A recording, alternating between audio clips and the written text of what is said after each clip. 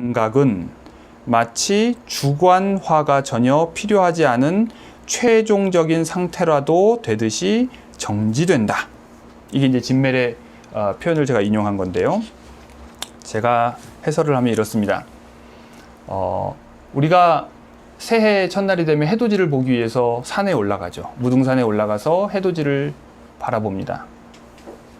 그때 제 마음속에서 뭔가 이글이글거리는 뭔가가 막 꿈틀거려요.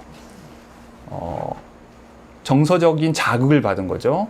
붉은 기운 또는 어떤 열기, 주변에 있는 사람들의 어떤 분위기, 이런 것들의 영향을 받아서 내 내면에 엄청난 변화가 일어납니다. 이것이 바로 주관적 문화입니다. 그래서 나 자신이 변합니다. 그래서 이제 산을 내려왔어요. 저는 그림을 못 그리지만 화실에 들어가서 누군가가 그림을 그립니다. 해돋이를. 자기가 체험한 그 생생한 느낌을 이제 객관화합니다. 손님도 볼 수 있도록 만드는 거죠. 그렇게 해서 등장하는 해돋이 그림이 이제 객관 문화입니다. 이 객관 문화를 통해서 나는 다시 그 그림을 볼 때마다 그때 그날의 해돋이를 바라봤던 경험이 다시 한번 상기되고, 그래서 또다시 그 감흥을 느끼죠. 또 그 경험을 하지 않은 다른 사람도 우리 집에 와서 그 그림을 보고 그 그림을 통해서 간접적으로 그런 어떤 체험을 합니다. 바로 객관 문화와 주관 문화의 관계입니다.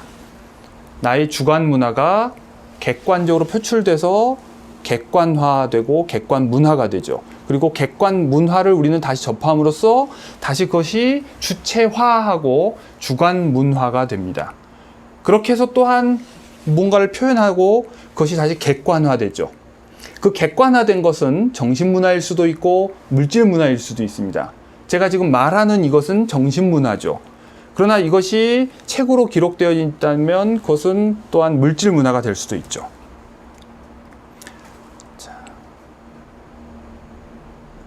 이렇게 해서 우리가 객관 문화를, 아까 제가 필그리마주, 순례라는 표현을 썼는데 문화 과정을 순례라고 표현을 했는데, 우리가 미술관에도 가고 박물관도 가고 여행도 가고 또는 산에도 가고 들에도 가고 바다에도 가면서 온갖 객관 문화를 접하면서 조우하면서 사람을 만나면서 그것을 다시 내 것으로 하고 나 자신이 변하죠. 더 나은 자아 또는 더 고양된 자아가 되려고 노력을 합니다. 이것을 문화의 향유라고 부르는 겁니다. 인조잉 하는 거죠.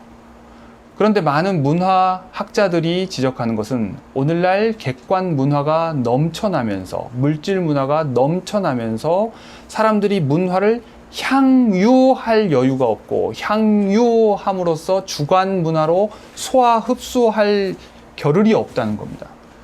그래서 결국은 소유만 하죠. 일단 킵해두고 보자. 일단 다운로드, 일단 저장, 일단 바잉, 일단 사두고, 일단 담아두고. 그래서 막 가득가득 모아는 놓는데 어느 것 하나 내 것이 되지 않는, 내 것이 되지 않았기 때문에 누군가가 나를 만남으로써 변화를 또한 겪지를 않는 거죠. 그러면 그럴수록 사람들 사이의 조우가, 만남이 각자의 변화를 일으키는 어떤 충격적 경험이 되는 것이 아니라 상투적인 일상이 되어버리는 겁니다. 그래서 20세기 초반에 이미 유럽의 학자들, 아까 제가 말씀드린 게오르그 진멜이라고 하는 사람도 20세기 초반 학자인데요. 그 당시가 유럽은 이제 공장 문화가 아주 최고조에 달하는 시대입니다. 파리의 어떤 사치와 향락, 소비 문화, 이런 것들이 최정상에 달한 사회였죠. 얼마나 그것이 극단적으로 치달았냐면, 이제 그것의 실증을 느낀 나머지 전쟁을 바랄 정도로 1차 세계대전 직전에 유럽의 지성인들 사이에서는 전쟁이 나서 한번 싹 다 쓸어버렸으면 좋겠다고 생각할 정도로, 니체 같은 사람들은 서구 문명 망했다고 생각을 하는 겁니다. 말종들이라는 거죠. 소비에 탐닉하고 소유화에 급급하고 이른바 문화의 제대로 된 의미를 이해하지 못하는 사람들만 넘쳐나는, 그래서 그런 사람들을 레스트맨이라고 불렀어요. 말종, 인간 말종들이다. 그래서 그것을 넘어서는 존재가 되어야 한다. 그 얘기해서 슈퍼맨이라고 부른 겁니다. 위버멘쉬, 넘어서는 인간이 돼야 된다고 얘기를 한 거죠. 근데 이런 문제가 발생하게 된 것이 뭐냐면 기술의 발전과 분업이라고 하는 인간의 기술이에요. 테크닉. 그렇기 때문에 대량 생산이 가능해지고 대량 복제가 또한 가능해졌죠. 과거에 필사를 했던 시절에 책 한 권을 소유한다는 것은 엄청난 일이었고 그렇기 때문에 그 책을 정말 소중하게 봤겠죠. 그런데 오늘날 대량으로 쏟아내는 이 책은 우리가 집에 엄청나게 많이 소유하고 있지만 정작 향유하지 않아요. 그래서 객관 문화가 양적으로 늘어나는 만큼 인간이 주관적으로 성숙해지느냐, 성장하느냐, 그렇지 않고 오히려 반비례하는 역설적인 현상이 나타나는 거죠. 그래서 진멜은 이런 얘기를 합니다. 무한히 증가하는 객관 정신의 재고, 창고에 재고가 쌓여 있다는 얘기하죠. 객관 정신의 재고, 쌓여 있어서 주체에게 무언가를 끊임없이 요구하고 어렴풋하게 의욕을 일깨우며 자기가 부족하고 무기력하다는 감정을 심어주고 그를 개별적인 내용을 정복하지 않고는 피해갈 수 없는 총체적인 관계로 얽어 넣는다. 현대인은 자신을 내리누르는 어떤 것에 질식당하고 있다.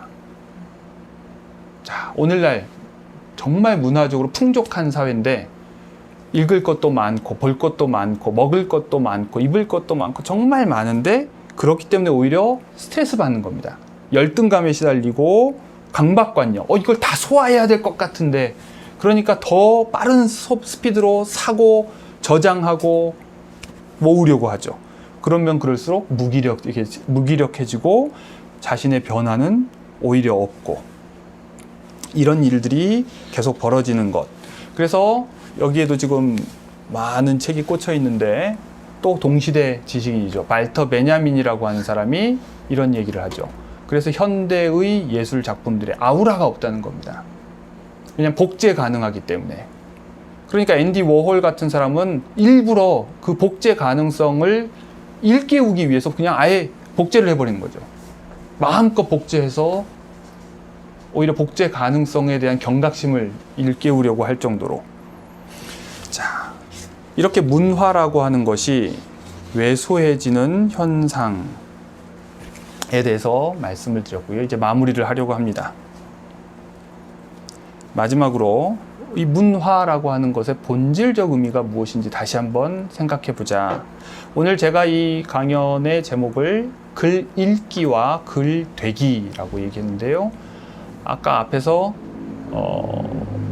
문화가 농경과 관련되어 있고 농경이 시작됐다는 것은 국가 권력이 등장했다는 것이고 국가 권력이 등장했다는 것은 동시에 이제 문자 문화가 시작되는 것이고 그렇게 해서 지식이 축적되고 전수된다. 이렇게 말씀을 드렸습니다. 글을 읽는 것은 오랫동안 소수의 특권이었습니다. 왜냐하면 문자가 있는 경우에도 문자를 기록할 매체 자체가 너무 비쌌던 거죠. 페이퍼의 어원이기도 한 파피루스 굉장히 비싸죠. 양피지 매우 비싸죠. 중국에서는 비단에다가 쓰기도 했고요. 그리고 목간, 죽간, 나무를 얇게 편떠서 묶어가지고 책을 만들기도 했어요. 영화 공자라는 영화를 보면요. 되게 재미있는 장면이 나오는데요. 제자들이 책짐을 집니다. 근데 그 책짐이 뭐냐면 이 무슨 김밥 많은 그 발처럼 되어 있는 책들을 이렇게 짊어지고 가요. 그래봐야 몇 권이겠어요. 그런데 얼음 위를 걷다가 얼음이 깨져가지고 빠져버려요. 그래서 이 수레도 빠지고 책짐도 빠지고 해서 책이 이 강에 빠져버려요. 그러니까 사람들이 사람 건지는 것보다 더 중요한 게 책 건져야 된다는 거죠. 왜? 이것이 어떻게 전수된 지식인데 이걸 잃어버리면 큰일 난다. 그래가지고 건졌어요. 근데 문제는 끈이 풀렸네? 그럼 이제 어떻게 해요? 끈 맞추는데 이제 난리 나는 겁니다. 옛날에는 구두점도 없었거든요. 그러니까 그걸 잘못 맞추면 이제 문장 뜻이 엉뚱하게 되기도 하고요.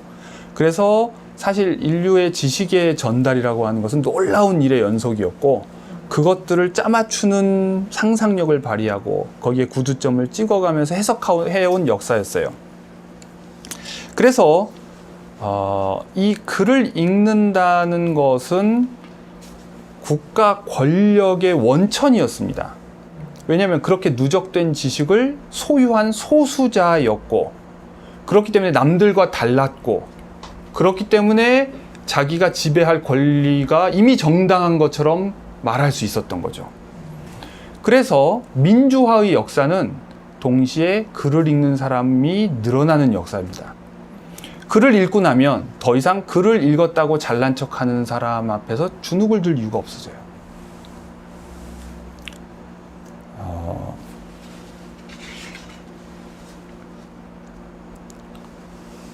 지금 우리나라에 와 있는 일본 대사가요, 누군지 제 이름은 모르겠는데요, 미시마 유키오라고 하는 사람의 사위입니다. 사위.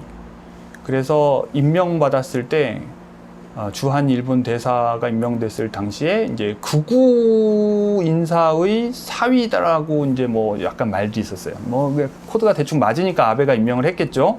근데 이 미시마 유키오라고 하는 사람이 굉장히 유명한 전후에 활동했던 그 소설가인데, 금각사라고 하는 뭐 일본에서는 굉장히 유명한 소설을 쓴 작가인데, 전후에 동경대생들하고도 막 논쟁도 하고 그러는 어떤 일본 전통 문화를 수호하려고 하는 굉장히 특이한 활동을 했던 사람이었어요. 마지막에는 뭐 할복해서 죽었는데, 인생 삶 자체를 굉장히 일종의 연극처럼 살았던 사람이에요. 이 사람이 쓴 문화에 관한 문화 방위론이라고 하는 책이 있는데요, 거기에도 이런 표현이 나옵니다. 문화는 혁명적인 것이다. 오늘날 어느 누구도 문화를 두려워하지 않는다. 그러나 사실 문화는 혁명적인 것이다. 이런 이야기를 하면서 일본 청년들을 막 이렇게 뭐랄까요, 좀 이렇게 전후에 지극히 왜소해지고 유약해진 청년들한테 뭔가 좀 각성을 시키려고 그런 얘기를 막 했었어요. 마찬가지로 이 혁명, 문화가 혁명적인 것이라는 말을 굉장히 잘 표현해 준 사람이 사사키 아타루라고 하는 작가입니다. 오늘 제가 또 추천한 책인데요, 이 내돈내산 책입니다. 제목이 참 시적이에요. 실제로 시 제목이고요. 파울 첼란이라고 하는 독일 시인의 시귀에서 가져왔다고 하는데, 잘나라 기도하는 그 손을. 도대체 무슨 책일까 궁금했어요. 근데 부제가 이렇습니다. 책과 혁명에 관한 닷새밤의 기록. 번역도 굉장히 잘했고요. 내용도 아주 몰입감 있게 읽히는 흥미진진한 이야기입니다. 뭐냐면 인류 역사 속에서 책 또는 글을 읽는 행위가 얼마나 혁명적인 일이었는지를 보여주는 몇 가지 사례들을 소개하는 책입니다. 그런 의미에서 일본어 번역어 또는 한국어 번역어 문화라는 말은 굉장히 좋은 번역어예요. 뭐냐면 말 그대로 글이 되는 것이거든요. 글이 된다. 글이 내 안으로 들어왔으니까 내가 글이 되는 거죠. 그러니까 다시 내가 걸어다니는 활자, 문자가 되는 겁니다. 아까 제가 순례를 할 때 많은 사람과 사물을 조우한다고 했죠. 내가 만나고 또한 그 사람이 나를 만나죠. 근데 내가 글을 읽었어요. 그러니까 글 읽은 사람을 만난 그 사람은 나를 통해서 글을 접하겠죠. 즉 내가 이미 글이 된 겁니다. 이런 변화들이 인류 역사에서 어떻게 벌어지는지를 이 사사키 아타루라고 하는 작가가 아주 뭐랄까요, 충격적인 문체로 잘 표현을 해주고 있습니다. 제가 이 책의 몇 가지 문구를 좀 읽어드리겠습니다. 책을 읽는다는 것은 자칫하면 정신이 이상해질 정도의 일입니다. 왜 사람은 책을 성실하게 받아들이지 않을까요? 왜 책에 쓰여 있는 것을 그대로 받아들이지 않는 걸까요? 왜 읽고서 옳다고 생각했는데도 그대로 받아들이지 않은 채 정보라는 필터를 꽂아 무해한 것으로 만들어버리는 것일까요? 뭔가 뜨끔하신가요? 저부터도 반성하게 되는 표현인데요. 오늘날 많은 사람들은 무수히 많은 책을 읽죠. 그리고 그 많은 책을 읽기 위해서 그 책에 담겨 있는 내용들을 정보라는 단어로 무해하게 만들어 버립니다. 그러니까 속독도 가능하고요. 거기서 필요한 정보만 찾아내면 충분하다고 생각하게 되는 거죠. 그래서 글이 내 안에 들어오고 자리 잡게 하는 것을 스스로 거부합니다. 그런데 사사키 아타루는 글을 정말 고지고대로 읽은 사람들의 이야기를 다루는 겁니다.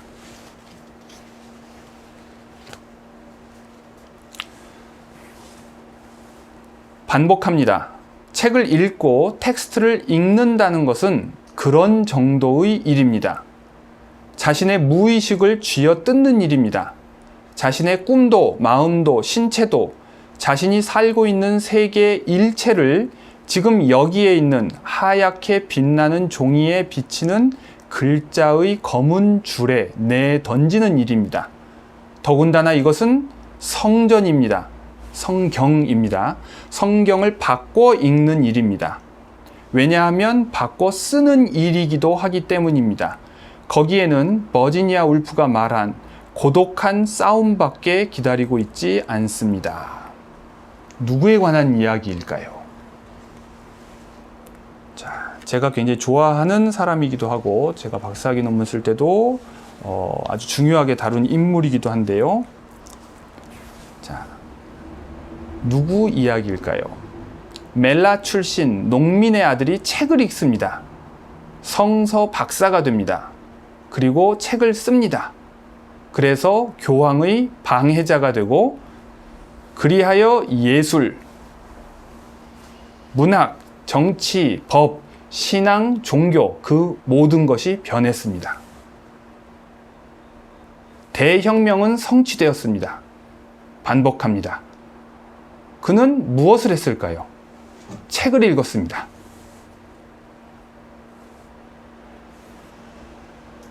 성서에 그렇게 쓰여 있었으니까 그것을 부정하지 않으면 죽이겠다고 해도 그런 건 알 바 아니었던 것이죠.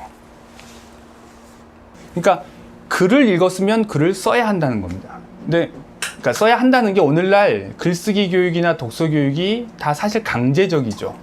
그래서 그것을 자연스럽게 만들어주지 못하기 때문에 그것이 문화가 되지 못하고 일종의 일이 돼버렸어요. 그런데 가장 어떻게 보면 아이디어란 형태를 루터를 통해서 지금 이야기를 하고 있습니다. 사사키 아타루는 글을 읽었는데 우리처럼 그냥 걸러서 읽지 않고 너무 진지하게 읽어버린 거예요. 그러니까 결국 읽은 대로 할 수밖에 없었다. 자기도 자기가 잘못 읽었는지 남이 잘못 읽었는지 확실하지 않으니까 고민하고 또 고민했는데 거기가 어디냐면 보름스라고 하는 독일 서남 쪽에 있는 작은 도시인데요. 황제는 당시 유럽에서 이렇게 순회하면서 다스렸기 때문에 여러 자기 도시를 가지고 있습니다. 그 도시에서 이제 재판을 받을 때 일이었어요. 그래서 번복해라. 네가 내뱉은 말을 다 반성하고 잘못했다고 번복하면 용서해 주겠다고 하는데 하루만 더 시간을 달라. 그러고 나서 또 감방에 갇혀서 또 고민을 하는데 안 된다는 거예요. 그렇게 읽은 이상 안 된다.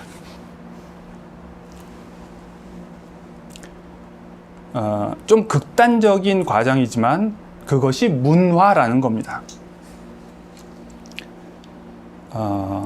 그런 의미에서 문화는 함리스한 것이 아니고 매우 혁명적이다. 혁명적이라는 말은 자기에 대해서만 그런 것이 아니라 동시에 남에게도 그렇고 사회 전체에 대해서도 매우 혁명적인 것이다. 좀 더 순화해서 표현을 하면 우리가 혁명이라는 말에 너무 낭만적 이미지를 투사하기 때문에 리스키하다고 저는 표현을 하고 싶습니다. 무슨 말이냐면 위험이 가득하다는 겁니다. 데인저러스, 지금 당장 해롭다는 뜻이 아니라 어떤 식으로 이게 발화하게 될지 알 수 없는 폭발력을 가지고 있다는 거죠. 나에 대해서, 타인에 대해서, 우리 모두에 대해서. 그런 의미에서 글을 읽는다는 것, 글이 된다는 것, 문화라는 것은 정말 위험한 모험이고 기획이다. 갑자기 톤이 좀 확 떨어지는 이야기가 될지 모르겠지만 한 가지 얘기를 또 들면 프랑스의 역사학자, 인구사학자, 인구학자 뭐 이렇게 불리는 엠마뉴엘 또드라고 하는 사람이 있습니다. 프랑스에서는 굉장히 유명한 사람인데요. 이 사람이 소련이 멸망할 것을 10년 전에 미리 예측을 해서 막 스타가 됐어요. 근데 그 사람이 소련이 몰락할 것을 예측한 근거가 뭐였냐면 인구학적 변화였습니다. 이 사람은 인구의 변동을 거시 역사적으로 분석을 해서 인구 변화가 어떤 영향을 가져다 주는지를 설명한 사람이었는데요. 이 인구 변화와 관련해서 가장 중요한 변수가 뭐냐면 출산율입니다. 제가 지금 동어 반복 뻔한 얘기를 똑같이 했죠. 출산율, 그러니까 출산율이 낮아지는 것이 인구 변화와 밀접한 일인데 이 가장 중요한 원인이 문자 해득률의 증가입니다. 특히 여성의 문자 해득률이 증가하면 증가할수록 출산율은 낮아지고 출산율이 낮아지면 낮아질수록 한 사회의 호전성이 낮아진다는 겁니다. 아주 간단한 예로 이런 겁니다.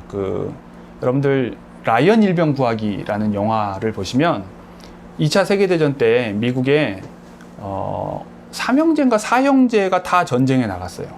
그래서 노르망디 상륙작전에 투입이 돼서 전쟁을 치르는데 첫째가 죽어요.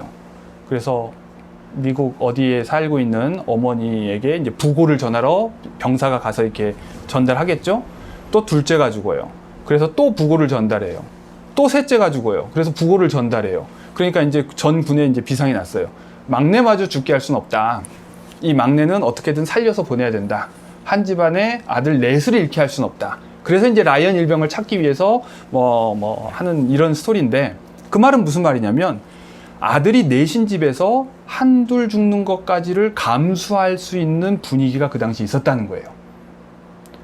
우리가 부르면 하나도 다 아깝지 어떻게 한 명이라고 죽어도 돼 이렇게 생각할 수 있지만 어떤 우리가 문화사적으로 보면 출산율이 굉장히 높고 한 집안에서 7, 8 저희 어머니만 해도 7남매 저희 아버지도 이런 식으로 7남매, 8남매, 10남매 이렇게 낳던 시절에 보통 태어나다가 한둘 죽고 자라다가 한둘 죽고 이런 일들이 비일비재했거든요. 이 시대의 사람들이 목숨을 거는 일에 뛰어드는 그 태도와 지금 딱 한 집에 한 명씩 태어나는 집에서 목숨을 거는 일에 뛰어드는 것과는 완전히 다르다는 거죠.